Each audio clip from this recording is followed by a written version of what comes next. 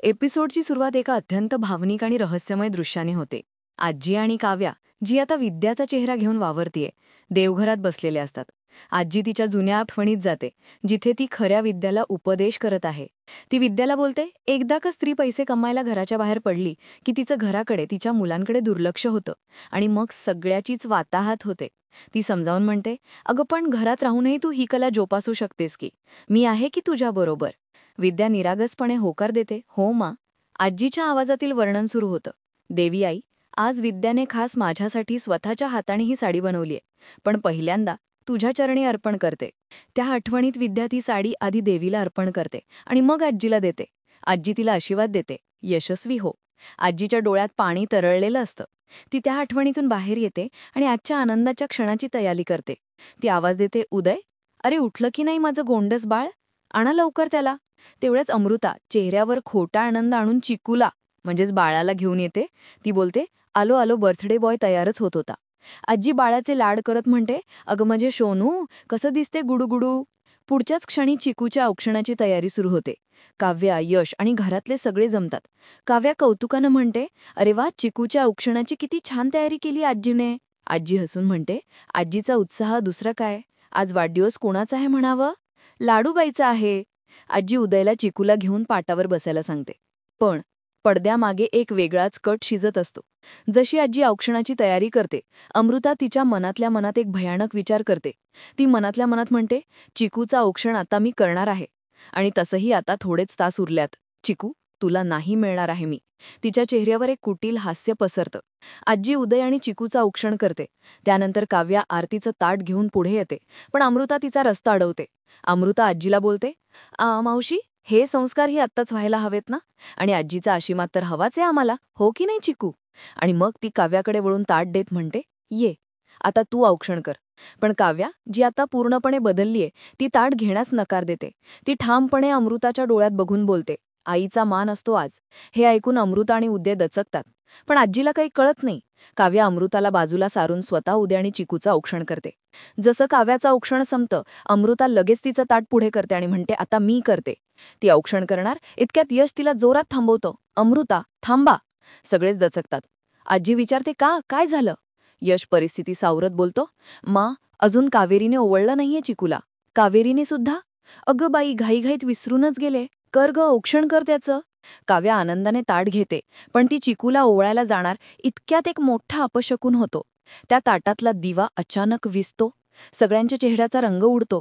आजी बोलते, अरे देवा, दिवा विझला. काव्या घाबरते. ती बोलते, मी मी लावते ना पटकन दिवा. पण आजी तिला थांबवते, अगं नको, राहू दे आता. चिकू पण कंटाळला इतक्या वेळ बसून. नुसता तू आशीर्वाद दे, झालं सगळं. काव्याचा चेहरा पूर्णपणे उतरतो. ती निराश होते. ती मनातल्या मनात देवाला विचारते, माझ्या चिकूचा वाढदिवस आहे आणि त्याला ओवाळताही येत नाहीये मला. देवा, का रे अशी परीक्षा बघतोयस या आईची? तेवढ्यात आजीचा फोन वाजतो. आजी फोन उचलते आणि तिचा चेहरा आनंदाने फुलतो. आजी बोलते, वकिलांचाच फोन आहे. आज अतिशय चांगला दिवस आहे. आजच्याच दिवशी रीतसर मी तुम्हा दोघांकडे चिकूला सोपवणार आहे. हे वाक्य ऐकून काव्या आणि यशच्या पायाखालची जमीनच सरकते. आजी फोनवर बोलते, बोला वकील साहेब, सगळी कागदपत्र तयार आहेत ना? हो हो हो, संध्याकाळीच या. हो. फोन ठेवून आजी अमृताला मिठी मारत म्हणते, चला, म्हणजे आज चिकू आपल्या नव्या आईबरोबरच केक कापणार तर. अमृताच्या चेहऱ्यावर विजयाचा आनंद दिसतो, तर काव्या हतबल होऊन बघत राहते. सीन बदलतो. काव्या आणि यश त्यांच्या रूममध्ये येतात. काव्याचा संताप आता अनावर झालेला आहे. ती रागानं बोलते, यश, टेन्शन घेणार नाही, देणार आहे. आता तुम्ही बघाच मी त्या अमृताचं काय करते ते. ती बाजूला पडलेली एक जाड काठी उचलते. तिचं तंगडं तोडून हातात देणार आहे आणि आपल्या चिकूला परत घेऊन येणार आहे. यश तिला अडवतो, नाही कावेरी, कावेरी प्लीज असं करू नका, ऐका माझं. पण काव्या ऐकण्याच्या मनस्थितीत नाहीये. ती ओरडते, यश, बाजूला व्हा, जाऊ द्या मला. यश तिचा हात पकडून बोलतो, नाही कावेरी, प्लीज करू नका, असं थांबा. काव्या रडत बोलते, चिकूसाठी मला हे करावं लागणार यश, आणि तुम्हीच मला हातात काठी देऊन मला धीर दिला होतात ना, मग काय झालंय आता? यश तिला समजावतो, हो, मान्य आहे मला, मीच काठी दिली होती. पण अमृताला मारण्यासाठी नाही. कावेरी, जिथे काम सुईने होऊ शकतं तिथे तलवार उपरायची काय गरज आहे? द्या ती काठी. काव्या हताश होते. तुम्ही माझं ऐकत का नाही आहात? यश ठामपणे बोलतो, तुम्ही माझं ऐका. मोठं युद्ध जिंकायचं असेल ना, तर डोकं गरम ठेवून नाही, शांत डोक्याने जिंकावं लागतं. शांत डोक्याने विचार करा, काहीतरी मार्ग नक्की सापडेल. काव्या बोलते, मार्ग सापडायला आपल्या हातात वेळ कुठे आहे? काहीच नाही आपल्या हातात. यश तिच्या डोळ्यात बघून एका नव्या रहस्याची सुरुवात करतो.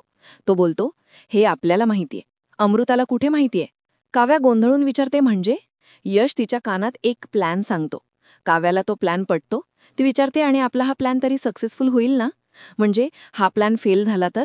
यश तिच्या हातातल्या काठीकडे बघून थंडपणे बोलतो, तर तुम्ही ही काठी उचलायची आणि अमृताला सोलून काढायचं. आणि एपिसोडच्या सर्वात इंटरेस्टिंग सीनमध्ये आपण पाहतोय की बदल्याचा जाणकार हा प्लॅन सुरू होतोय. काव्य आणि यश अमृताच्या रूममध्ये शिरतात. रूममध्ये प्रचंड पसारा असतो. खेळणी आणि कपडे विखुरलेले असतात. काव्या चिडून बोलते, किती पसारा केलाय या अमृताने? सगळीकडे खेळणी, कपडे. या सगळ्याचा चिकूला त्रास होईल याचा विचार तरी करत असेल ती?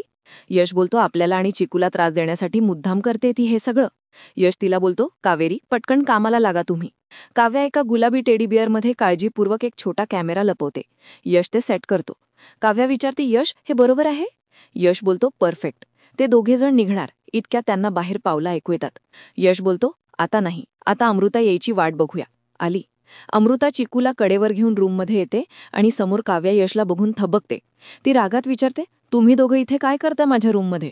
यश आणि काव्या घाबरल्याचं नाटक करतात. यश बोलतो, ते आम्ही चिकूसाठी आलो होतो. अमृता संशयाने विचारते, चिकूसाठी का? काव्या तोच टेडी बेअर पुढे करत म्हणते, गिफ्ट द्यायला आलो होतो चिकूला. अमृताचा संशय अजून वाढतो. ती बोलते, मग गिफ्ट मगाशीच का नाही दिलंस? यश लगेच खोटं कारण सांगतो, मगाशी तुम्ही ओवाळू कुठे दिलात, त्यामुळे गिफ्ट नाही दिलं, म्हणून आत्ता देतोय. काव्या जबरदस्तीने ते गिफ्ट चिकूच्या हातात देते. यश बोलतो, चिकू, हे घे चिकू, हॅपी बर्थडे बाळा. ते दोघंजण जायला निघतात, पण अमृताला कळून चुकतं की काहीतरी गडबड आहे. ती मनातल्या मनात म्हणते, यश, काय लपवत होता? मला असं का वाटते की हे दोघं खोटं बोलतायत, काहीतरी गडबड आहे. ती जोरात आवाज देते, यश, कावेरी, नेमकं काय चाललंय तुम्ही दोघांचं? मला खरं खरं सांगा, माझ्या खोलीत का आला होतात? काव्या बोलते, सांगितलं ना, चिकूला गिफ्ट द्यायला आलो होतो.